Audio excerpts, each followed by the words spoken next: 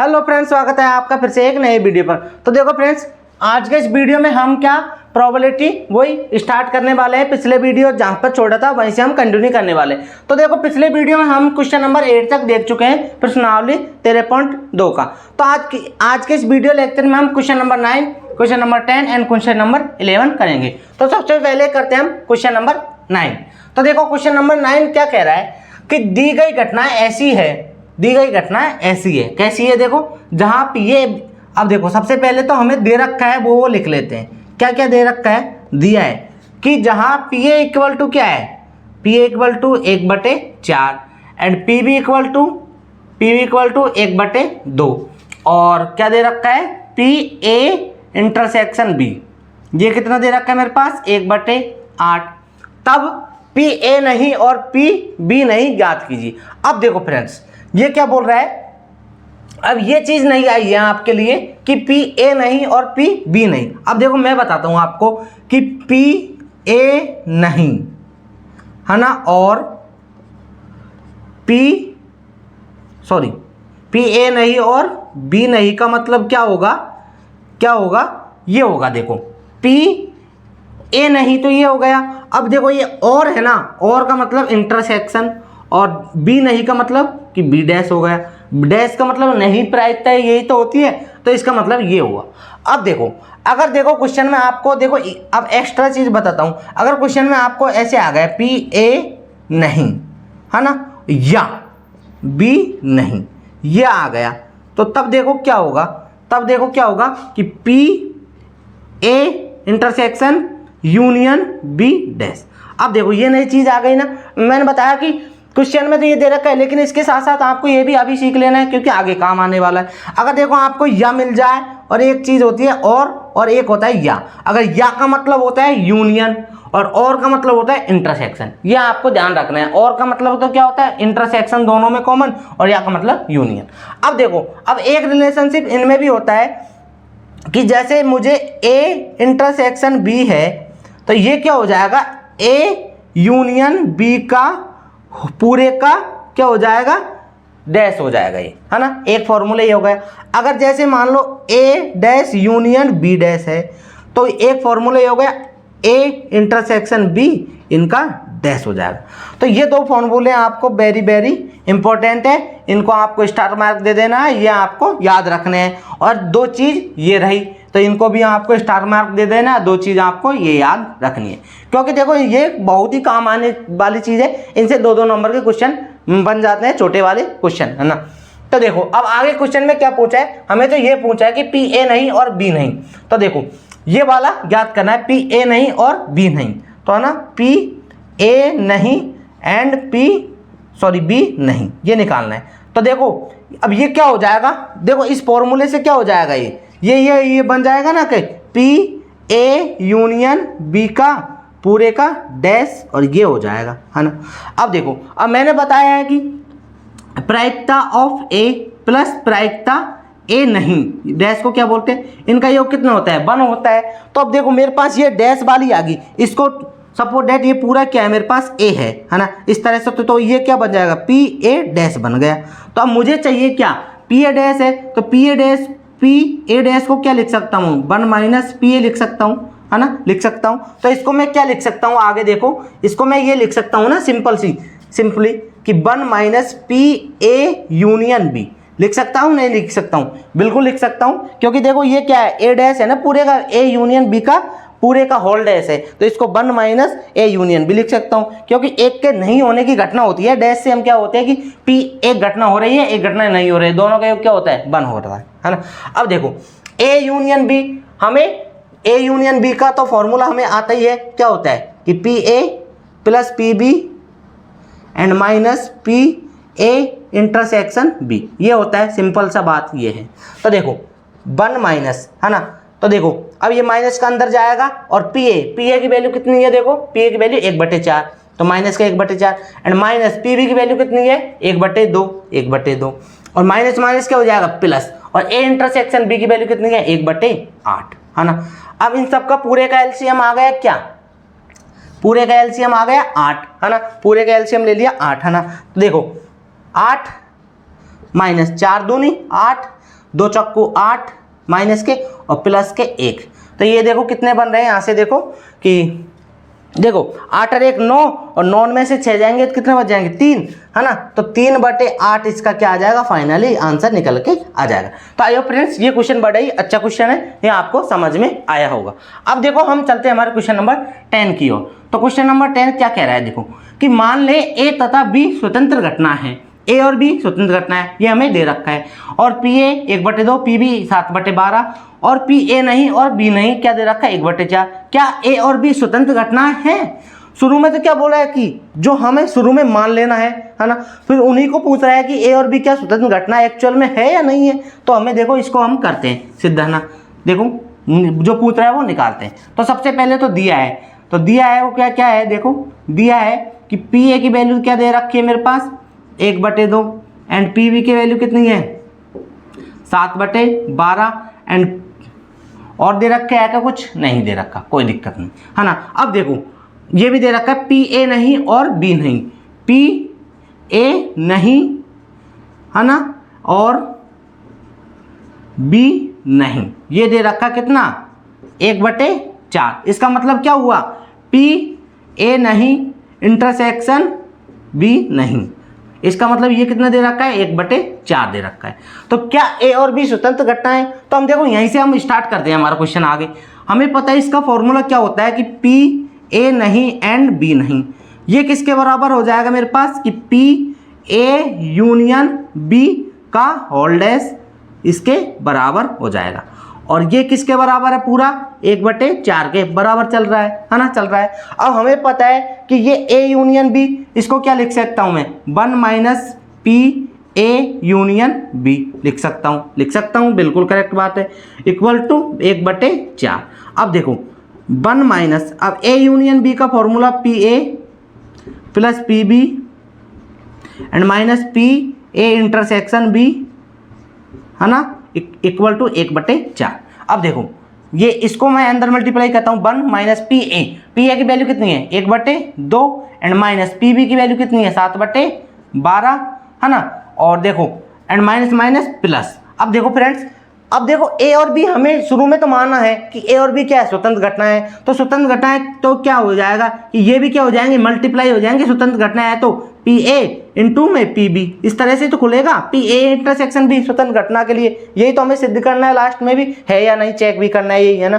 तो देखो क्या होगा मेरे पास यहाँ पर, देखो कि जब हम करेंगे ना इसको माइनस माइनस तो प्लस हो गया, और पी ए की वैल्यू कितनी है 1/2 है एंड पी बी की वैल्यू क्या है, सॉरी ये तो हमें निकालना ही है, ये लिखना नहीं है, ये तो हमें चेक करना है कि ए इंटरसेक्शन बी हमारे पास स्वतंत्र घटना है या नहीं है। तो देखो ये माइनस माइनस प्लस होगा P A intersection B, A intersection B निकाल लेंगे तो A P A and P B की वैल्यू तो है ही है, तो इंटरसेक्शन बी इक्वल टू 1/4। अब देखो इधर इसको हल करो तो कितना एलसीएम आएगा 12, तो 12 - 2 6 की 12 -7, है ना, plus P A intersection B equal to कितना हो जाएगा 1/4। अब इसको किया तो देखो 7 6 13 माइनस का 1/12 बचेगा, तो इधर तो माइनस का 1/12 plus P A intersection B, है ना, और इधर क्या आ जाएगा मेरे पास 1/4। अब देखो ये माइनस का है, ये उधर चल जाएगा प्लस का हो जाएगा, तो पी ए इंटरसेक्शन बी क्या हो जाएगा 1/4 प्लस का 1/12।